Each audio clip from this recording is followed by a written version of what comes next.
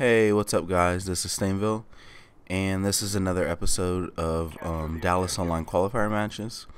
The online qualifier ended already, but I managed to record a few games for you guys that I'm going to try to put up before we go to Dallas. We leave on Thursday. Alright, so this match is against Icons. Their roster is Twiz, which is my old teammate, Fear Revan, Ego, and RJ34. This is Havana CTF. Alright, so for this map, for the side you're on, I guess for both sides, you want to pull the flag on the side the flag is on. So, you know, alright, so for the side we're on right now, just so you guys are familiar with the callouts. The building I'm looking at right now is what we call red, and where the flag is going through to my right we call blue. Okay, so we're all on the same page and I'm calling out for you guys. So you always want red control on this side, but you want to pull the flag blue. Their main spawn point is the back red corner, like on their side of the red building. I guess it's like there's a little corner back there, and that's like their main spawn point. So you want to get red control, clear it out, mainly so they can't pull your flags, because when they're pulling your flag they pull it red. So if you have red and fountain control, they shouldn't be able to pull your flag because you're there to stop them. So I always tell my team to have control of red and fountain at all times. So I'm just trying to play it safe. I was waiting for my team to push up, get control of fountain, and push back red, which he's doing right now. We have no one watching middle street, which is a problem. You always want like one guy red, one guy fountain, kind of, you know, just there in case he dies, and then one guy kind of controlling middle street, pushing with the flag guy. And the perfect setup is just to have someone front red. Like if you get 4 guys down, you want to have someone front red, making sure they don't cross. Someone fountain, like I am about to do right here, just watching back red and rotating, watching bottom red. You can watch them both if you kind of just put your screen, you know, your crosshairs straight at the fountain like that. But of course, once one guy comes, you focus on him. And I got double teamed there. I called it out. Terrorist came and picked it up. He's been playing well lately and performing, so that's really good. That's what we need. He got the 3-piece, and we're gonna get this cap as well. I think we literally get 5 flags on this side. Icons, they have a lot to go over. That's really what it was. I think they were kind of just learning, just like we are. I think we're just a little bit ahead of them. We kind of reviewed what to do as a team before we played them, but I mean, we've only been a team for a few days. Alright, so whenever they pull a flag, like I said, they will be going fountain. If they decide to go on the blue side of the map, your team will spawn fountain, and it's almost better for you guys. Because you'll spawn further up, and it'll be a lot easier to get map control. And a lot of times the team won't even expect it.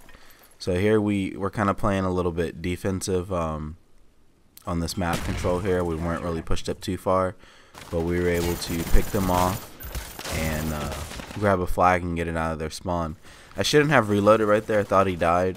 I possibly would have got the 2-piece if I didn't reload. And I die here. I shouldn't have pulled that shot. I thought I was, would be able to pick him off before he went up the stairs, but that wasn't the case. Anytime you spawn in this blue corner, your first check is to see if anyone is at your flag, or if anyone on your team has red control. And if you don't have red control, your priority needs to be helping your team get red and fountain control, and then you can continue to push for flag pulls, because you don't want to push for flag pulls and lose your spawn and they get a flag pull. Alright, so my team died there. I tossed a stun. I thought the first stun would have caught him. I think I jumped. Maybe that was the reason that, like, an extra millisecond that it took to like explode, he got in the door. But I think they do get away with this cap.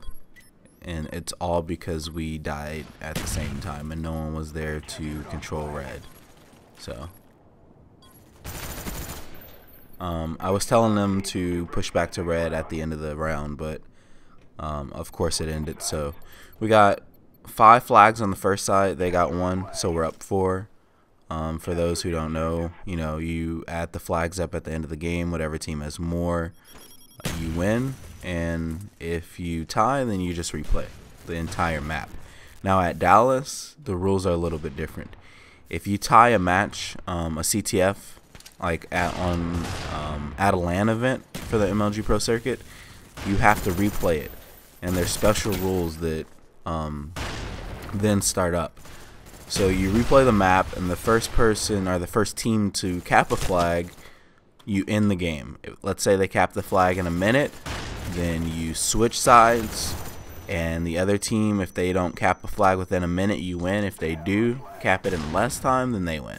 And that's just how it works now. So right now we're losing map control.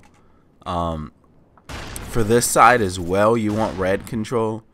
I mean, you might think since it's the opposite side, you would prefer control of blue, but no, you still want red control. You want fountain control. You want to try to control that the entire game. That's where your flag carrier is going to be coming. So if that's clear, then he has a clear route. You want one guy watching middle street, which is what I'm trying to pick up on, and your last guy should be controlling that bar alley, back blue area, which is what I believe Terrorist is doing. I can't actually see who's where, but we don't actually have specific roles, I guess you should say, for this map yet. It's not like you always go to bar and no one else can go there. No, it's, anytime that's open, just rotate. We have starting positions where it's like off the break you push that way, but there's no point in time where your defensive player, or not every team has that play style, but if you have someone who their job is kind of playing defensively near your flag, mainly getting cutoffs when you pull the flag, such as like the bar position, if they die, there's no reason you shouldn't rotate over and pick up the bar unless they're all 4 dead and you can afford it, because you never want them to just sneak in your spawn. Let's say he dies, you pick up the kill, but no one goes there, and you're pushing up for a flag pull, you're just leaving your base wide open. So chances are you probably will get a pull, because more of your players are focusing on pushing and no one's kind of defending. But chances are they're going to sneak into your base, and you're going to work, however hard you do, get all the way back to your spawn with the flag to just die. So just make sure you have the cutoffs. Focus on map control and control your spawn before you actually focus on capturing flags. I always tell my team that. And never all sacrifice yourself just for one cap, unless that cap is absolutely needed to win. Because anytime, this doesn't happen just with my team, I notice it a lot. We'll Hastro pull a flag and he'll call for help, and we'll be winning or something like that, or we'll be up 1 flag, let's say, and we'll all go for him and go to help him and get picked off because he'll take a different route or something we're not used to, so we have to leave the position we're in, and we end up dying. Right now I'm trying to catch this flag guy. He went a little bit quicker than I expected. He cut straight through the street when most players would take it the wide route to avoid getting killed, but I guess he really wanted that cap, or he just thought his base was clear. But either way, he got away with it. That's another thing that works for OBJ players, doing the unexpected. Taking the quick routes, it kind of catches people off guard because no one thinks you're just going to run across the street and go straight for the cap. Every player knows that unless there's all 4 dead and you have track of all the players, then most likely he's sitting near your your flag somewhere, or he's chasing your flag guy. So unless you know where all 4 players are, then always tell your flag carrier to take his time. He can turn around and cover himself if he has to. He doesn't just have to run with his head face down. What else did I want to tell you guys? We only have 20 seconds left. We end up winning this 9-2, which is a lot of flags, and that's mainly because we didn't have a problem pulling their flag. So that's where they have to realize that they need someone playing defensive on their flag, because otherwise, you know, teams are just going to pull all day long. So map control is priority in CTF, guys. Hope you guys enjoyed that, and there will be more coming up this week. Thanks.